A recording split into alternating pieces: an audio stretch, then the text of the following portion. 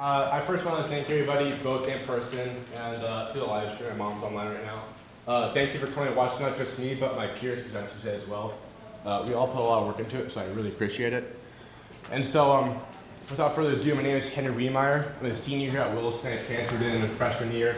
And for my Williston language Latin project, specifically in Latin, I'm going to be talking about Chironomia, a demonstration of the language of hand gestures. So why am I doing this? So I've been Latin for 6 years, and I focused a lot about speeches, and more the oratory side of the language. And this is due to how influential it was both then as it is now.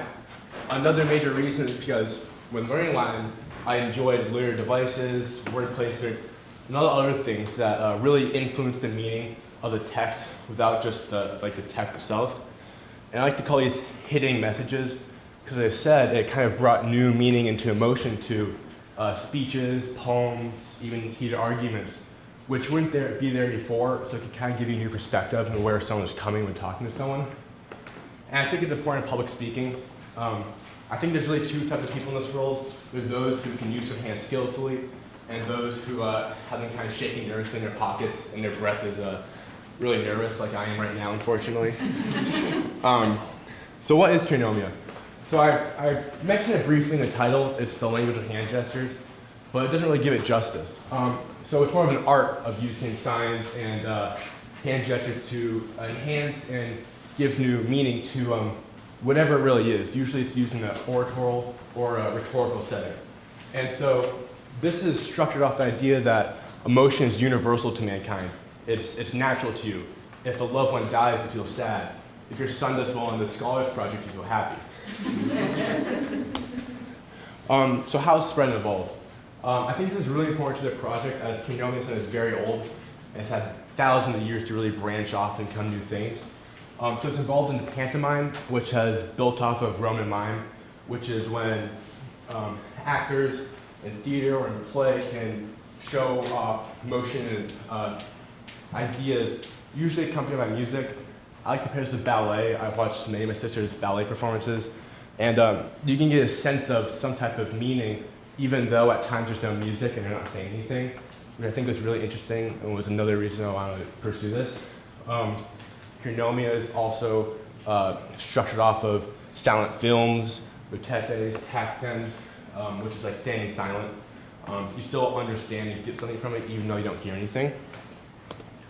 Chironomia is spread over many religions, cultures, essentially the whole world, as they really all use them. It could be a gesture for acceptance, forgiveness, faith.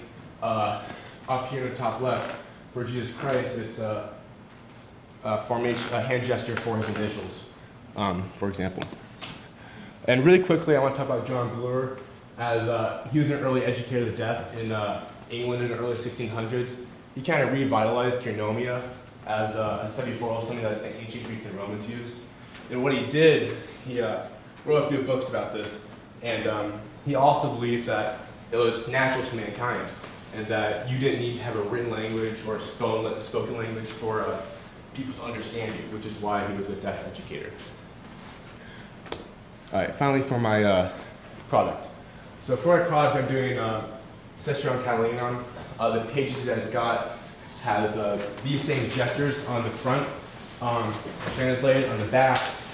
On the left side it has the Latin, and the right side the English.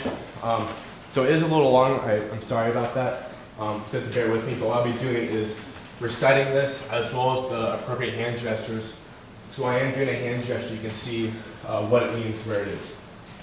Alright, so quousque tandem arbitere Catalina patienta nostra, iam tio actiam fur iste tuus note ludat, quam a finam sese effrante jacibat adecia, nihil ne nocturnum presidium, paleti nihil urbis vigiliae, nihil timor populi, nihil habendi senatus locos, omnium nihil hic multissimus habendi senatus locos, nihil horum multusque ruerunt, patere tu consilia nascentis, constrictam iam horum omnium sentia teneri, carnirationem tuam navides, quid proximum, quid supporre nocte ageris, ubi fereris, post converacius, quid consilia caperis, quem nostrum noi arbitraris, o tempora, or mores senatus haec intelligit, console videt, hic tanur videt, imo vero etiam is natus venit,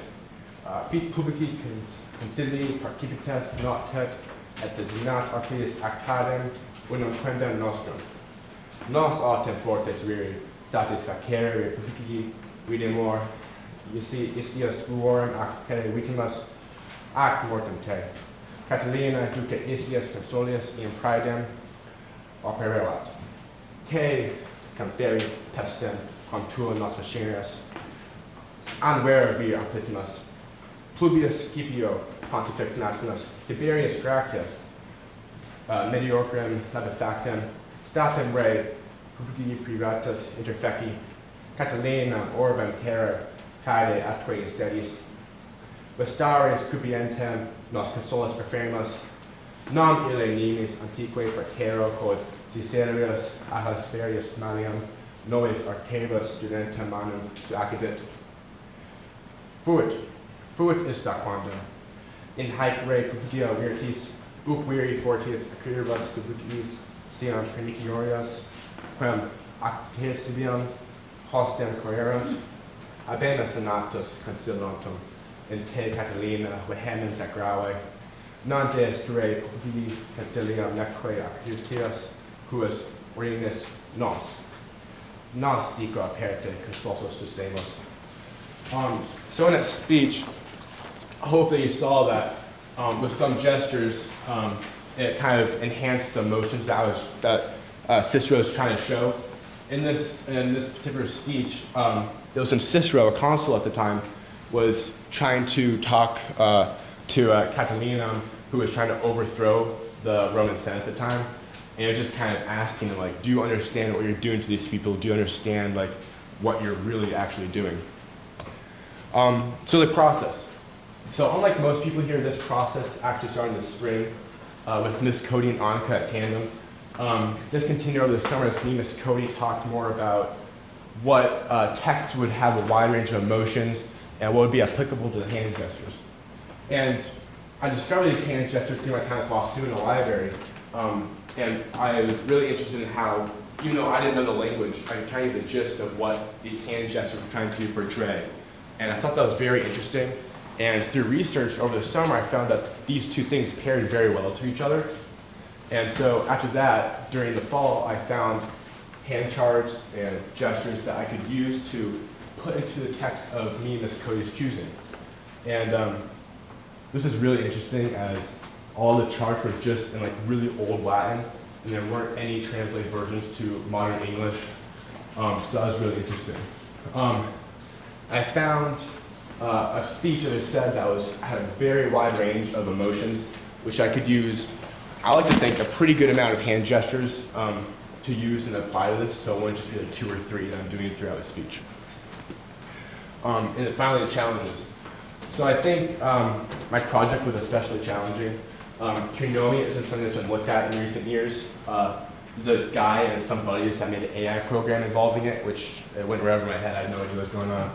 And there aren't many resources about Chironomia as like purely in a sense. A lot about branches like pantomime and some other things. But there's also 0 cases of it being used.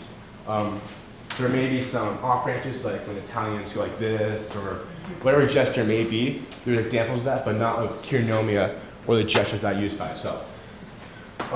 Some other challenging things was to understand what each gesture meant by itself and in what context. While some on the board might have looked the same, a couple were like 3 or 4 like to beg or to ask for or to condemn or threaten. While they kind of mean the same thing, depending on the context, they can mean a very different thing. Finally, connecting these gestures with emotions. I think it was more interesting than challenging because it really gave me a new approach in how, even in my life, I can kind of use gestures when I talk in public speaking. And finally, standing up here and being here. As I said before, I'm really bad at public speaking. I hope I haven't confirmed that in these past 10 minutes. But yeah, that was a good challenge. I'm glad I got over it. So yeah, that's it.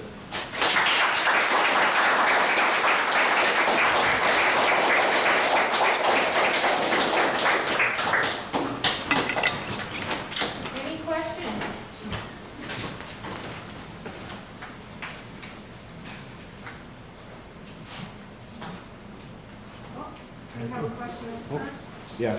Mine was just for the speech in Latin. Was that something that you found in like a book or something, or did you directly translate it into Latin? Well, in Latin, when I did Latin for the sophomore year, our class did that first part. I think it was lines 1 through like 27, I think. So I already had that part, and me and Miss Cody were able to work off each other to help translate that. But the last part, unfortunately, there's no resources we had on that, and we didn't translate in the past years. So that was my own work. But the original text came from something we did in class a few years ago. Okay. Yeah. Thank you. Yeah, Benny? Did you see any parallels between this and American Sign Language, and maybe like could some of American Sign Language be based off maybe a little bit? Yeah. I definitely think so. I think with sign language, I mean, it's a language by itself. Like, there's not really something in here that means like car, for example. As obviously there weren't cars back then, but there's not something for like a painting or a sculpture. I think Chironomia and stuff that's based off that is used more for like to be accompanied in a speech, poem, morality, or something, just to enhance the overall meaning, not to give new ideas, essentially. Yeah. How often do you practice the sign language? I practiced it a lot last night and this morning. But sometimes in the library or in my spare time if I I practice sign language, not directly from Chironomia, but just some other stuff as well. And I think after I learned it, it became somewhat natural to me. Not necessarily I'd be talking to like Benning during water polo practice and start doing all this weird stuff.